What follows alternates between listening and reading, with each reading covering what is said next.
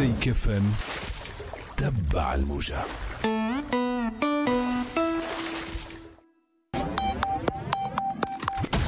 نستقبل سناء بن عاشور أستاذة القانون العام بكلية العلوم القانونية والاجتماعية والسياسية بتونس. نستقبلها زاد كذلك في حديث حول حقوق المرأة وفي حديث حول مسار كامل، حول مجلة الأحوال الشخصية، حول المكاسب المرأة التونسية، حول مسيرتها هي زاد كذلك في علاقة بذلك. سناء بن عاشور مرحبا بك، شكرا لك على قبول الدعوة. يعيشك، نشكرك أنا. سناء بن عاشور، اليوم احنا في لحظة فارقة وفاصلة في تاريخ تونس المعاصر، خاصة بعد ثورة 2011. اليوم أنت منذ أحداث 25 جويلية كنت قلت أنه انقلاب. فسر لنا مرة أخرى علاش تعتبر انقلاب مدام؟ باهي ساعة. أولا شكرا على الأسئلة وشكرا لقراءتك للحوار اللي عملته مع الشارع المغاربي في الشارع المغاربي أو قدامي. صحيح، هو اليوم الأحداث ممكن اليوم الأحداث التوصيف اللي عملته ممكن تجاوزته الأحداث، لأن اليوم احنا أمام الأمر الواقع كما يقولوا لو فيت اكومبلي. باش نرجعوا للتوصيف ممكن فيه حاجات اللي تقلق، لكن بالنسبة لي مهم أنه نسميه الأسماء بمسمياتها، أشياء بمسمياتها، ونسميه الأشياء بمسمياتها. الفصل 80 كيف نقراوها كيف توجه رئيس الجمهورية للشعب التونسي وعمل الإعلان البيان هذاك اللي تحدث عليه الفصل 80. كيف توجه للشعب التونسي شو اللي قال؟ طبقا للفصل 80 وطبقا للفصل 80 هناك إجراءات اللي هي أنه مجلس نواب الشعب يبقى في انقعاق دائم exactement، وأنه لا يمكن لرئيس الجمهورية أن يتخلى على الحكومة. يعني فما إجراءات معينة، فما إجراءات شكلية، فما إجراءات جوهرية إلى غير ذلك. الإجراءات هذه ما صارتش. الآن هذه اللي تاد اكسبسيون هو نظام قانوني، هو نظام دستوري مقنن بالدستور في فاصل 80 يتحدث عليه. إذا خرجنا على المسار نتاعو الفصل هذايا، يعني شنو اللي حدد له من لكن مدام إذا كنت تسمح تفضل لهنا هذا يجرنا بطبيعة الحال لقراءة الخطر الداهم. شكون مدام يقرر ما هو الخطر الداهم وإلا يقدر ما هو الخطر الداهم؟ على خاطر في حالة اعتبر رئيس الجمهورية أنه الخطر الداهم هما مؤسسات الدولة، هاي الدولة كلت بعضها مثلا أي الفصل هذايا مش معمول هذايا. الفصل هذايا الفصل 80 مش معمول باش يقوم رئيس الجمهورية بالمنقذ لمؤسسات الدولة بالصفة هذه. فما عديد الإجراءات الأخرى لإنقاذ الدولة، مثلا تحوير الدستور. صحيح باش تقول لي احنا عنا يعني تعطلت دواليب الدولة، تعطلت، هذا هو يتقال أنت صحيح، لكن أنا نقول لك وقلت هذايا أنه دواليب الدولة تعطلت ورئيس الجمهورية كان عنده يد في تعطيل دواليب الدولة. معناها ما نجموش نقراو هذايا بمعزل عن المناخ العام. يعني من 2019 منذ تقلد قيس سعيد الحكم ما نجموش نقراوها بمعزل، يعني الرجوع إلى الفصل 80 بمعزل بما قام به من قبل. معناها واضح. لذلك معناها أستاذ قانون ولا أستاذة قانون ما تنجمش يعني بنزاهة، بكل نزاهة ما تنجمش تقول هذايا كما قلتوه مقبلي كان نسمع فيه هو عنده قراءته للدستور ويعمل اللي يحب. لا سامحني، ما عندوش قراءته للدستور ويعمل اللي يحب. حقه، أيوة حقه يعمل. لا، هو عنده ديفوار مش حق. هو عنده واجب. هو واجب، هو من الواجب متاعه أنه صحيح أنه يعني تبدأ البلاد في مناعة من كل خطر داهم، من كل مخاطر إلى غير ذلك. أنه يتوجه للشعب، أنه يقوم بأشياء يعني مش بالأشياء هذه اللي فما قطيعة أنه هو أولا ساعة يرجع للفصل 80، لكن في رجوعه للفصل 80 ما يقعش احترام إجراءات المسالك متاع الفصل 80. لذلك أنا قلت، لكن أنا كيف قلت على أساس التصنيف القانوني الدستوري. هات نزيد نمشي معك أكثر في التفكير مدام بن عاشور، خلينا نقدمه شوية. دونك هذا كان كلامك اللي نعم. على امتداد 3 أسابيع، لكن تقول لي أنتر تان في الأثناء الوضعية اتطورت، وكلام رئيس الجمهورية كان أوضح وأوضح وأوضح في أكثر من فرصة، إلى حدود البارح في علاقة ببعض الفصول تنرجع لها شوية آخر. لكن هل اليوم على حد تقديرك هذا يقدم مخاوف على منظومة استبدادية؟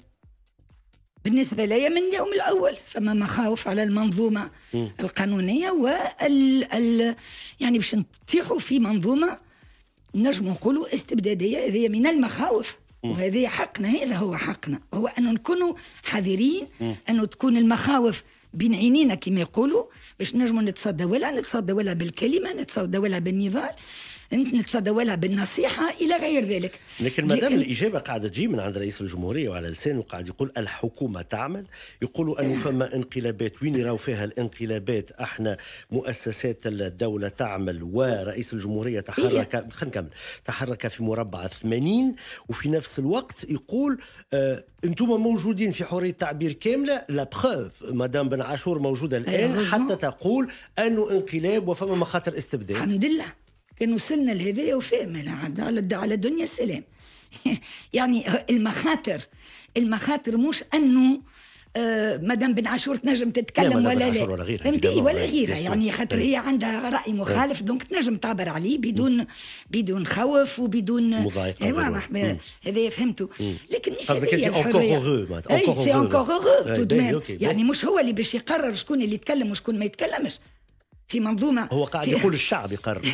ردوا بالنا، هو قاعد يقول شو. خليني نكمل جيست الفكرة. مهم أن نتفاعل معك، خاطر هذا لب الموضوع.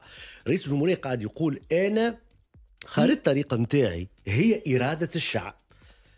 هذا أنت كيفاش تقرأه مدام؟ دابا ميرسي بوكو اللي جبتني للقضية الاثنية هذه، خاطر هذا سي لا ولو بابلاس كما يقولوا من هنا اللي فما المخاطر. الشخص يعني رئيس جمهورية اللي يظن نفسه هو الذي يجسد إرادة الشعب، لكن الشعب هنا ما نعرفوش شكون. تنقلك عليه الشعب نتاع قيس سعيد، فهمت؟ ساعة فما مهموتة احنا نعرفوها، العبد اللي يتكلم باسم الشعب واللي ما يخليش الشعب يتكلم بالاختلاف نتاعو داخل الأحزاب. ما تعرف شنو نظرته للأحزاب. الأحزاب هي اللي باش تاخذ يعني تعبر على الاختلاف اللي موجود في الشعب. الشعب مش كتلة، مش تبع سكر.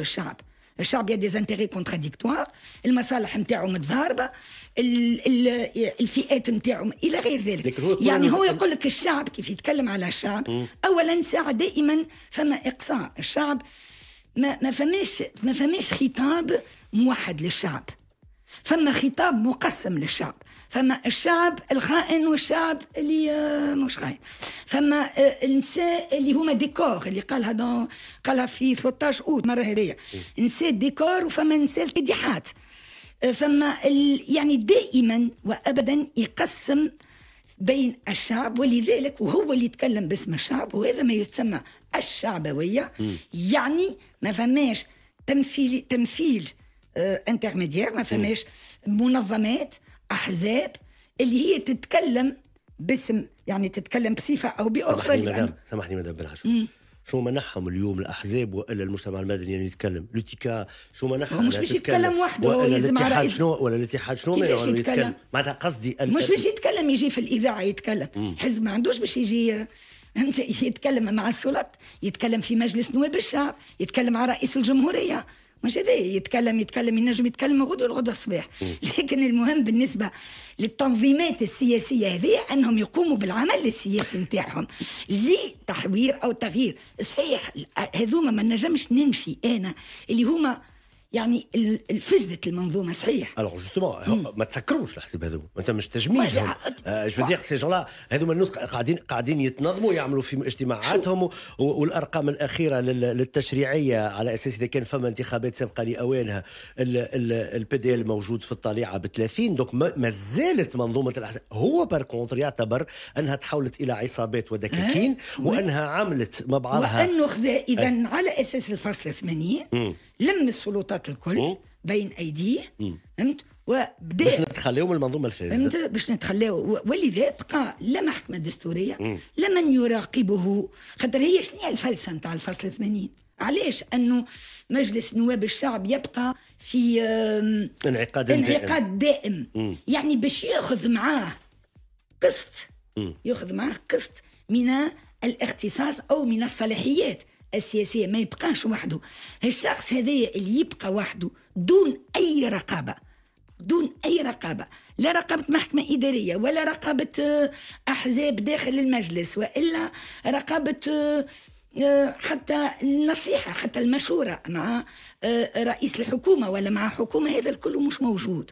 حتى مع الجي تي تي حتى مع مش موجود. دونك يقرر وحده، وكل شخص يقرر وحده فيه مخاطر، خصوصا كيف يبدأ على رأس السلطة السياسية.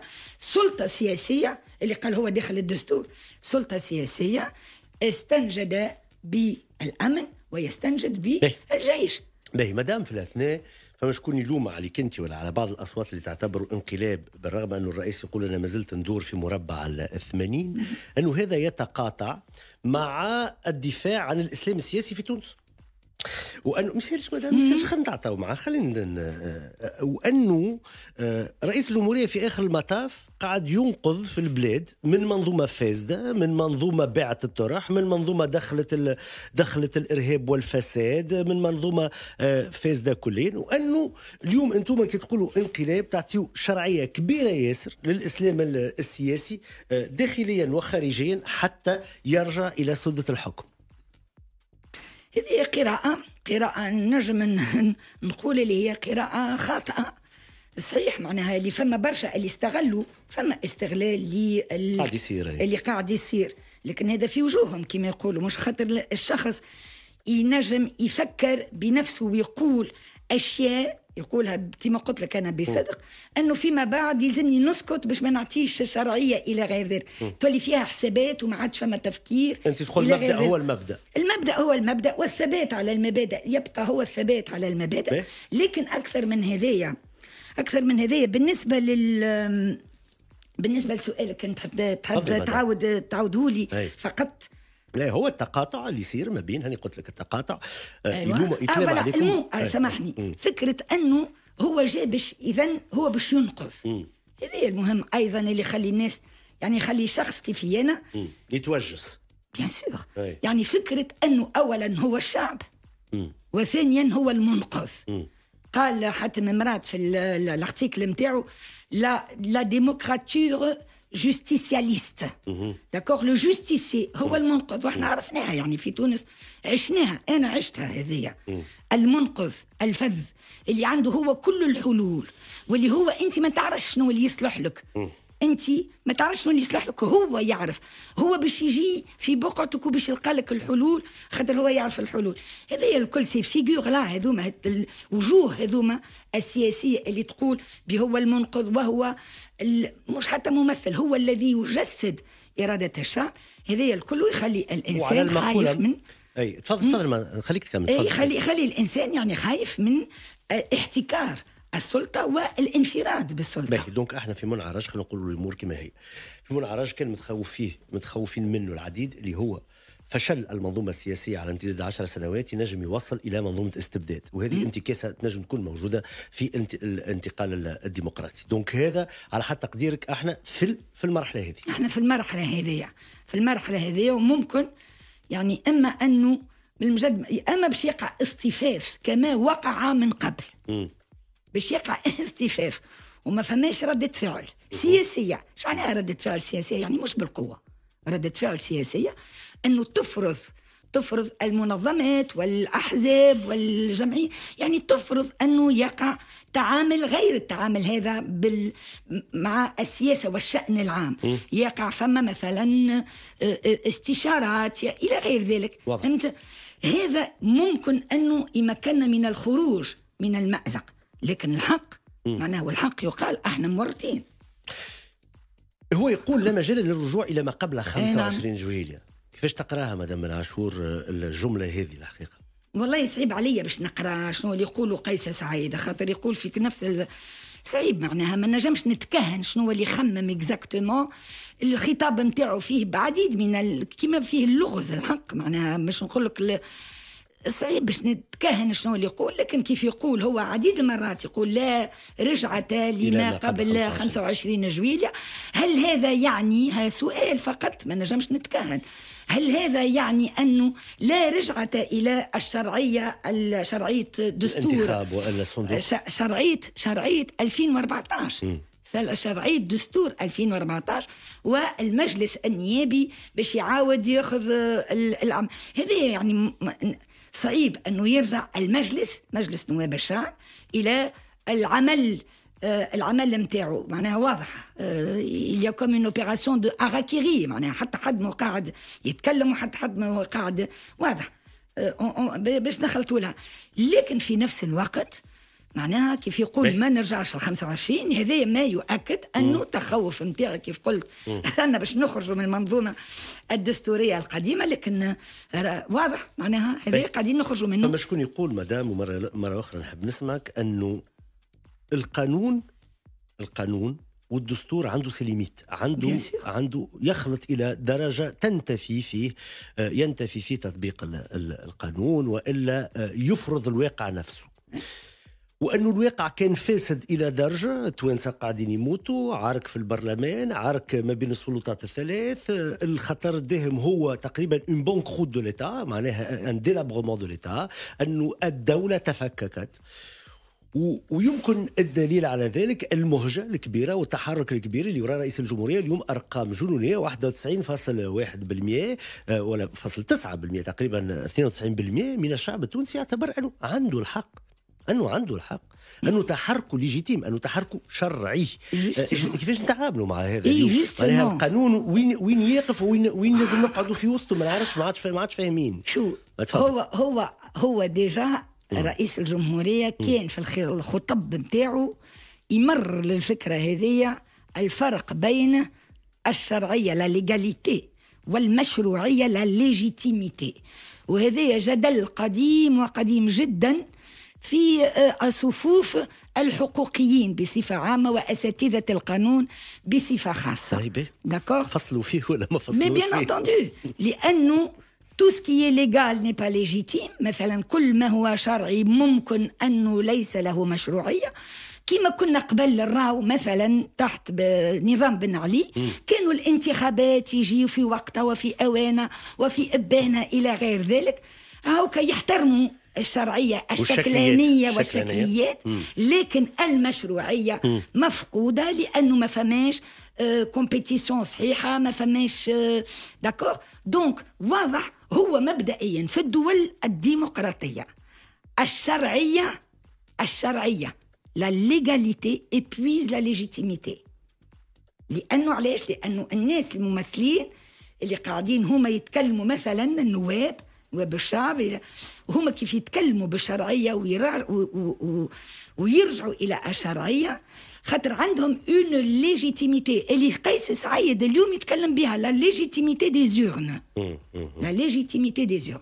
لكن لا ليجيتيميتي قل لي انت هنا قدام الامر الواقعي، الامر المقضي، ومناصرين الرئيس والمناصرين الكبار يقولوا انه الشكلانيه الديمقراطيه كانت في المنظومه اللي موجوده من 11 حتى 19 وحتى 21. هم يقولوا الشكلانيه انتفض ضدها رئيس الجمهوريه على خاطر الناس ولات تمشي للصندوق، ومن بعد توافقاتها ماش توافقات ما قبل الانتخابات.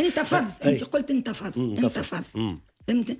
خذ ثنيه اخرى خذا ثنية أخرى، انتفض، انقلب، باللي تحب أنت، إلى غونفيرسي بالتونسي نقولوا قلب الطاولة، هكا ولا لا؟ دونك ما عندوش الحق في قلب الطاولة. هو مش ما عندوش، هو مش شوف الكلام هذا كيف نقولوا ما عندوش الحق، كيف ما عندوش الحق، هو ما ينجمش يجي يقول أنا عملته طبقا للقانون.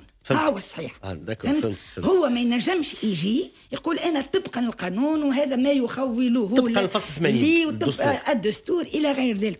هو كرئيس جمهورية عمل قراءة كما قالوا، عمل قراءة فيها تلفيق كما يقولوا لي جوريست. أنت تعرف لا بروسيدور نتاع التلفيق موجودة وقديمة جدا، فهمت؟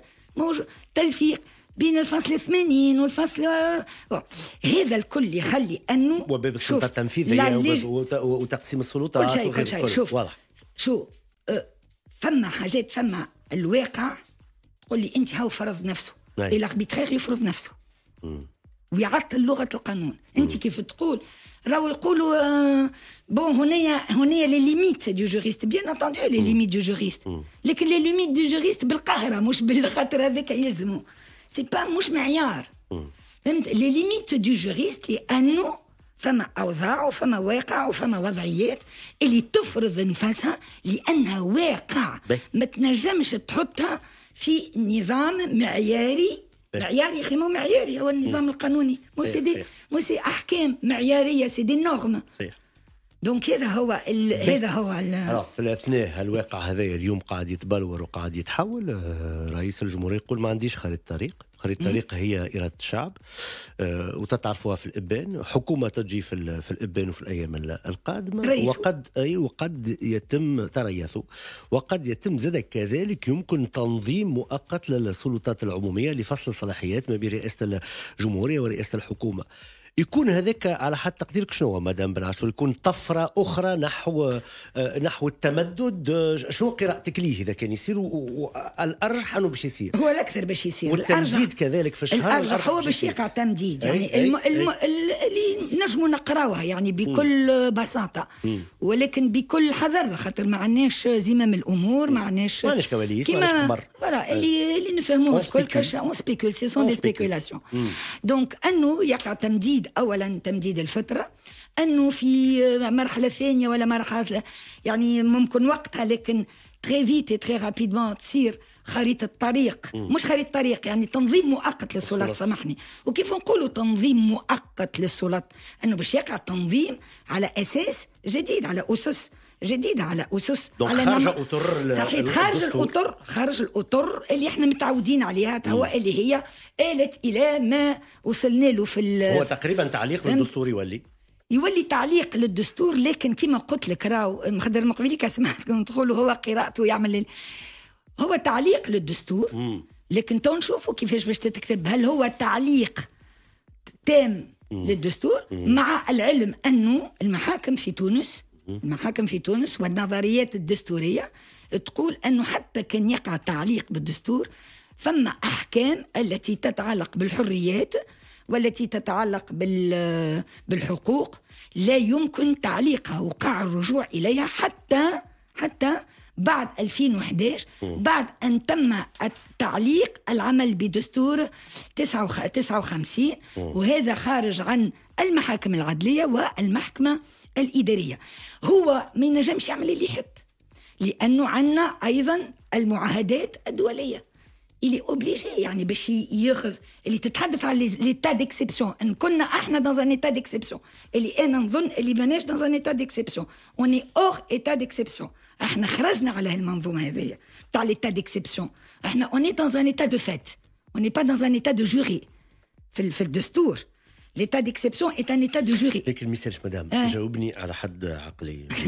بارك الله عليك عقلك ما عنده. بارك الله فيك. اليوم في الشارع التونسي وبارك الله فيك ساعة قبل كل شيء على قراءتك وأنا نعتبر أنه الصوت الأقل اليوم خاطر صوتك أقل وي صوتك أقل صحيح. vous en êtes consciente.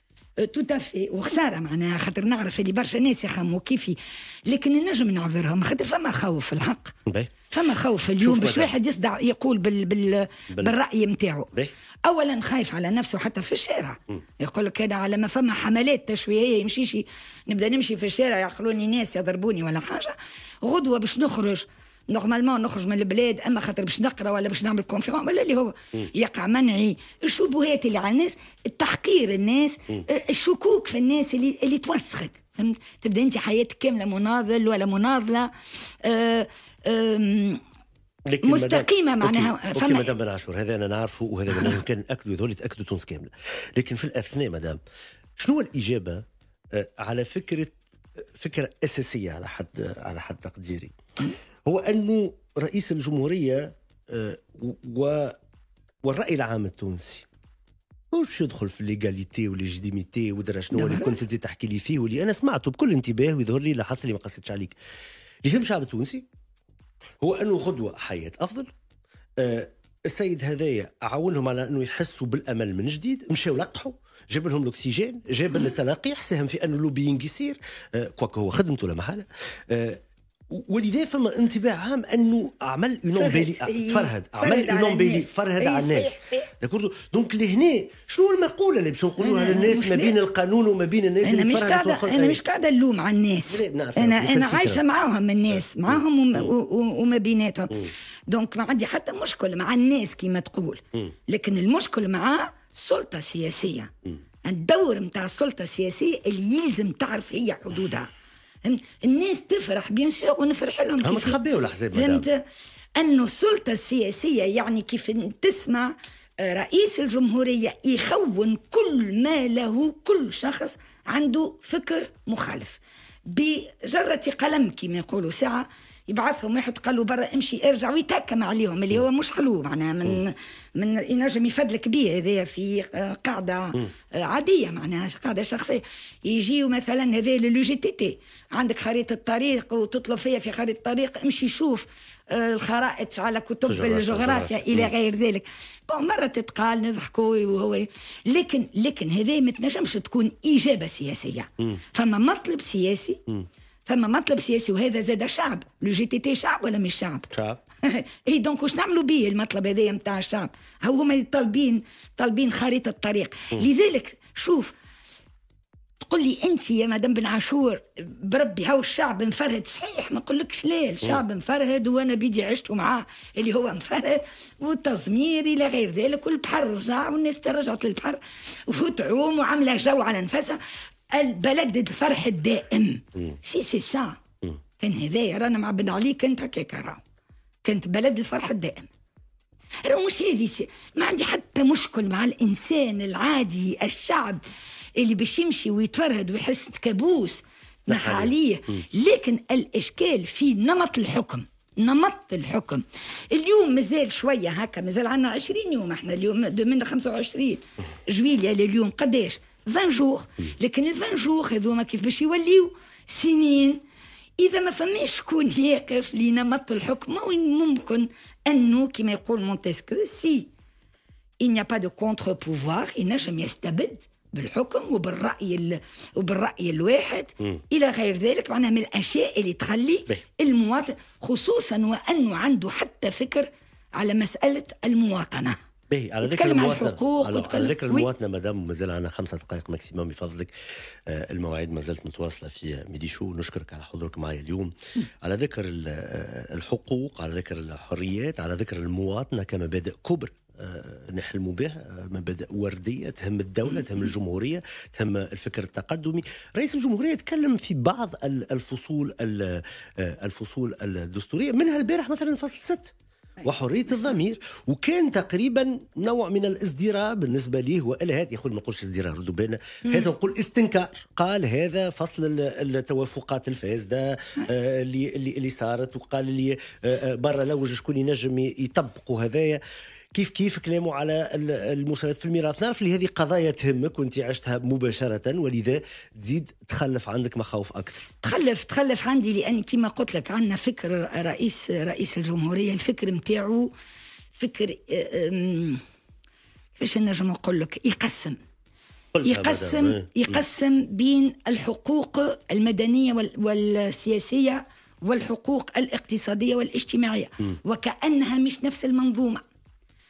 أنت كيف تطالب بحقوقك السياسية يعني عندك أقل قيمة، بينما كيف تطالب بحقوقك الاقتصادية والاجتماعية عندها أكثر قيمة إلى غير ذلك. وهذا قلته مش لازم نرجع له اليوم.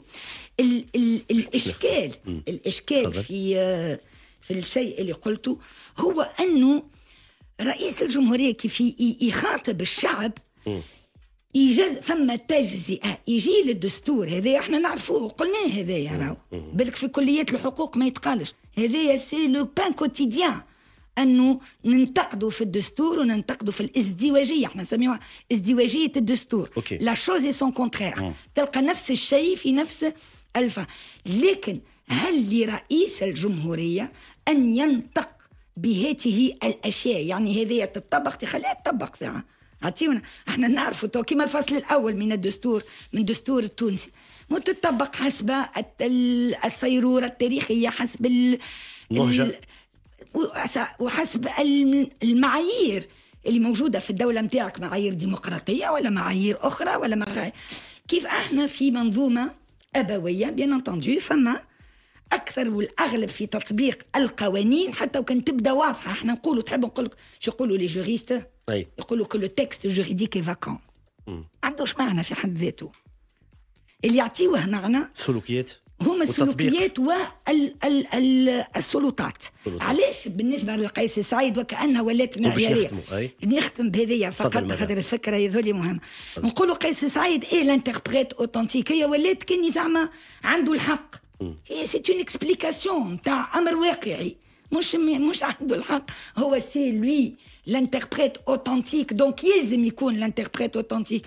عندنا واقع اللي ما فماش محكمة دستورية مع صحيتك، دونك كي في كو دو فاكتو encore une fois دو فاكتو هو اللي عنده سلطة القرار وسلطة التأويل، وعنده اليوم السلطة الكل. ومدام العاشور تقول أنه هذا يخوف في الشارع المغاربي، قالت 25 جويلية انقلاب مخطط له منذ 2019. شكرا لك مدام بن عاشور، مرحبا بك، شكرا لك اللي موجودة معنا.